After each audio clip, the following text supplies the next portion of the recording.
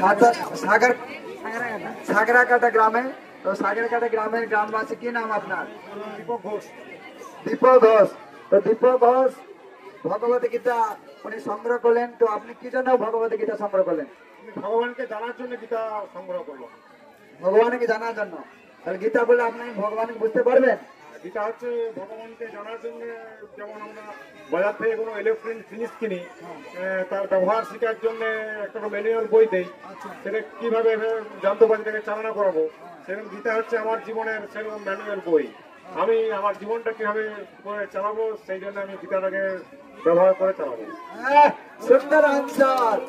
সুন্দর বললেন, যেরকম বাজার থেকে কিছু জিনিস কিনে এনে ইলেকট্রিক সামান, তার মধ্যে কি থাকে, একটা ম্যানুয়াল থাকে। সেই ম্যানুয়ালটা সে মধ্যে লেখা হয় হাউ টু ইউজ।